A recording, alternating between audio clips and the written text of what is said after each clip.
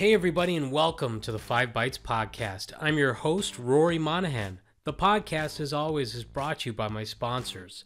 ControlUp, end-to-end digital experience management for the work from anywhere era. ControlUp, happy users, happy IT. And also brought to you by Policy Pack Software, now part of Networks, where you use group policy or MDM to remove admin rights, manage and lock down applications, Java, browsers, and mitigate ransomware, plus more. And of course, also brought to you by Liquidware, the innovator in adaptive workspace management solutions. If you enjoy the show each week, you have these awesome sponsors to thank. And now for some news. So hold on to your butts, everybody. It was a wild week. I think the biggest story this week was the news that Okta had what has been called a limited hack.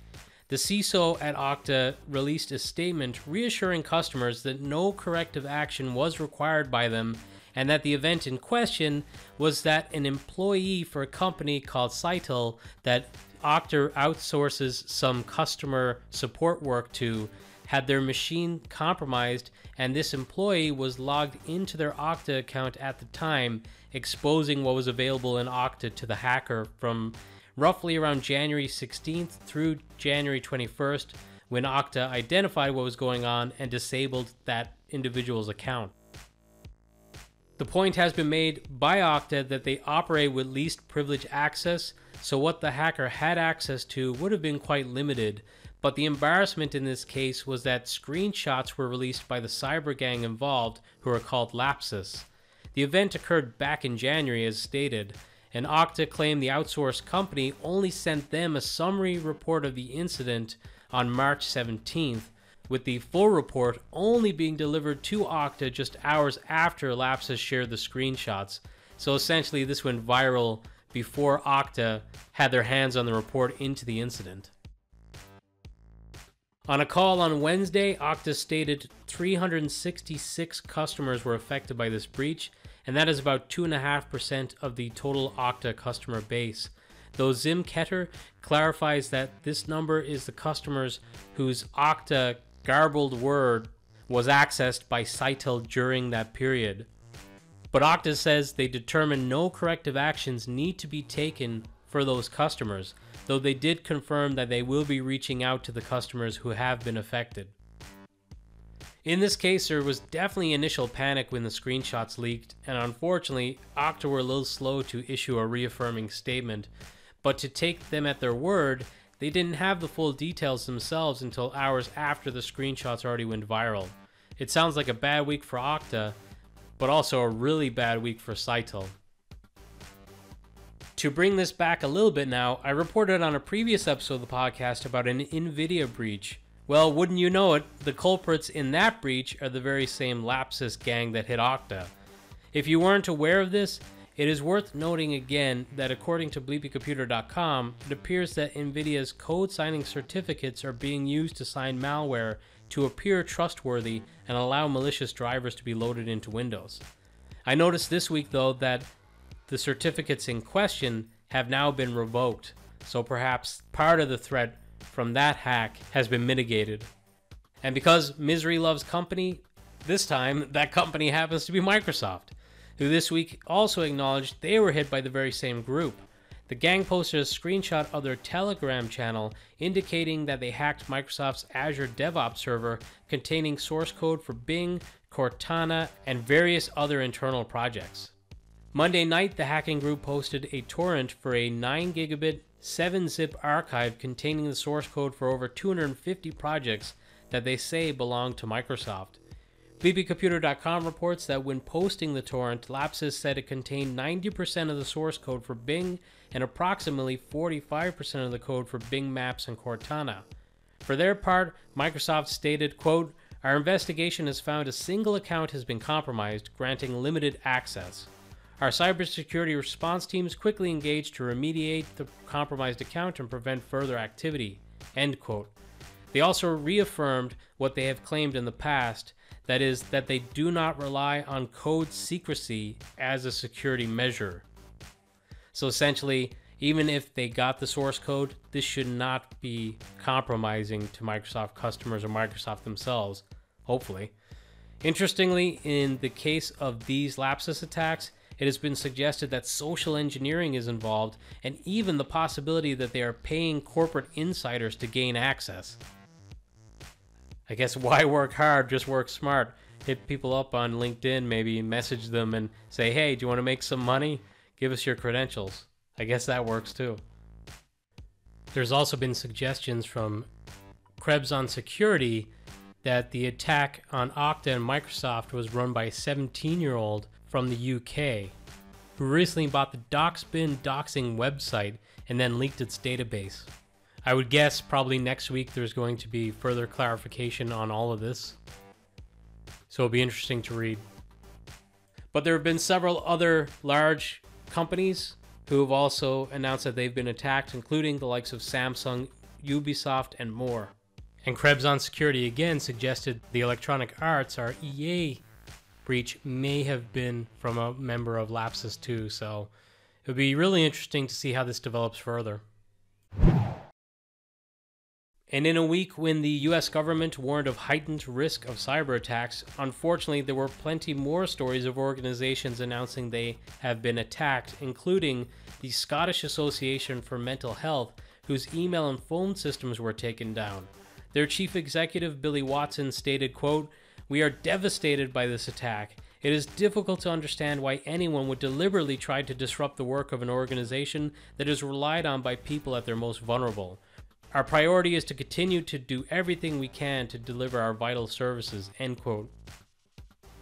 If you listen to this podcast regularly, you may remember I covered an attack on a mental health service in Finland some time ago, where very sensitive client information, including session notes, were taken during the attack. I can only hope this is not the same in this case. I know there is kind of an unwritten rule with cyber gangs to not hit hospitals, but that doesn't seem to have been adhered to widely in recent history. I feel like it is only right that mental health facilities also be left alone, but I guess criminals don't tend to care about their victims, so I guess what can we expect? There has also been reports of a backdoor malware named Serpent, which reportedly infiltrated French government agencies and large construction firms. This one relies on phishing and gets kicked off with a macro running in a Word document that executes PowerShell. This uses Chocolatey then to install Python in order to execute a further script, with the end result being a backdoor for the gang to view and access systems in the organizations.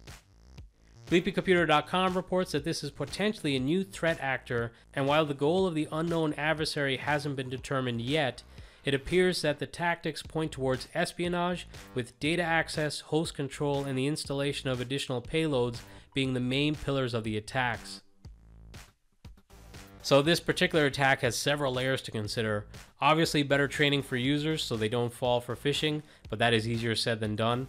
Obviously greater restriction on macros, since they seem to be heavily utilized in these types of phishing attacks.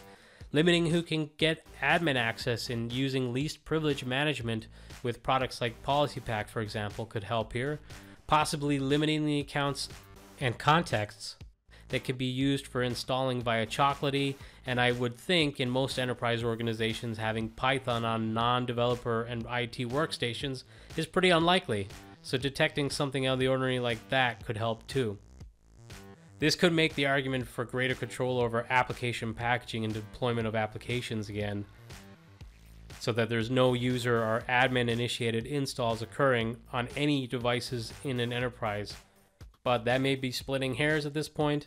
I'm pretty sure at least most large financial organizations have never steered towards using things like auto updates from vendors and allowing field techs to do manual installs on machines with vendor installs. So that could be something for other organizations to also consider doing. I noticed an interesting article on the Microsoft tech community this week on Internet Explorer 11 retirement, and what does this mean for Microsoft Access apps? I guess the good news is that it reads that it won't have any impact at all really, but it looks like a new browser control feature is on the horizon, and the current MS HTML engine will not be supported as of 2029. If your organization happens to use a lot of Access applications, perhaps as front ends, which I know some do, There is no need to panic right now, but you should likely start having conversation this year or next year on having a plan to move over to the next browser control feature. Microsoft have announced they intend to build a new data center region in southern Finland.